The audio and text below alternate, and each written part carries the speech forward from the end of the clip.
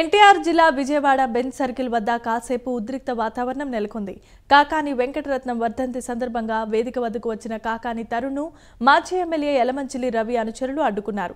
Bench circle వద్ద కాకాని విగ్రహాన్ని తొలగిస్తున్నప్పుడు పోరాడిన వాళ్లను పక్కన పెట్టి రాజకీయ లబ్ధి కోసం ఇప్పుడు తరుణ్ వచ్చారని యలమంచిలి రవి అనుచరులు మండిపడ్డారు.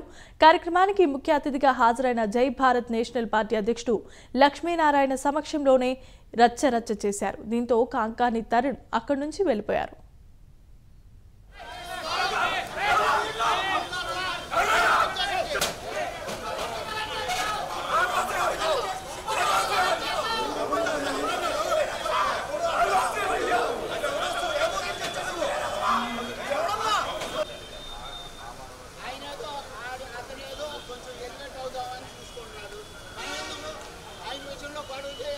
నమస్కారం అండి. నేను కాకాని వెంకటరత్నం గారి మనవణ్ణి, కాకాని రామ్మోహన్ రావు గారి అబ్బాయిని. నేను ముఖ్యంగా ఈ మీడియా ముందుకు ఎందుకు వస్తున్నానంటే, ఫస్ట్ ఈ విగ్రహం దాత అని రాశారు. దాని మీద విగ్రహం దాత అతను పుట్టండు. ఎవరెవరో చెప్తాను నేను, కొద్దిగా ప్లీజ్ ఏమనుకోకుండా వినండి. విగ్రహం దాత చెనుమూల వెంకయ్య గారు, అక్కినేని భాస్కరరావు గారు, రవి గారి ఫాదర్ నాగేశ్వరరావు గారు, నాదేళ్ల భాస్కరరావు గారు, మళ్ళీ చెనుమూల వెంకటరావు గారు. ముఖ్యంగా మీకు ఇంకొకటి చెప్తున్నా, వంగవీటి మోహన్ రంగా గారు కాకాని వెంకటరత్నం గారి విగ్రహానికి నా డబ్బులు కూడా వేయండి అంటే ఆయన కూడా సంతా ఇచ్చాడు ఈ విగ్రహానికి.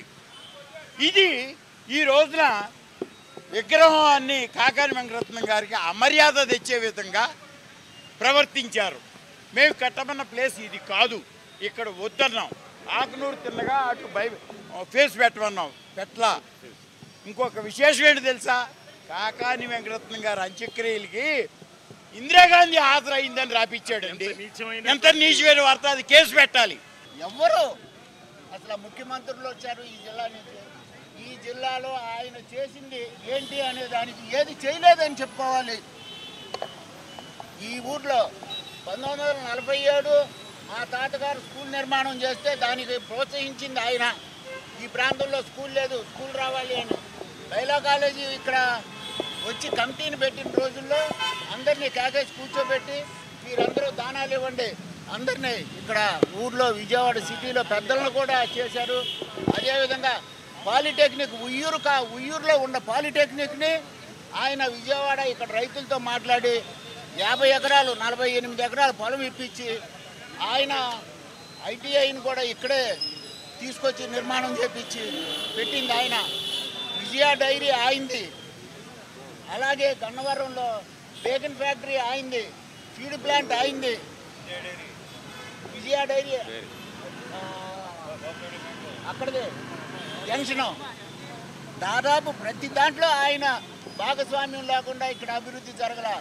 మనకు స్వతంత్రం వచ్చేసరికి ఈ ప్రాంతంలో 11 స్కూళ్ళు ఉన్నాయి ఈ జిల్లాలో. ఆయన జిల్లా పరిషత్ చైర్మన్, బోర్డు చైర్మన్ అయ్యేసరికి అయిన తర్వాత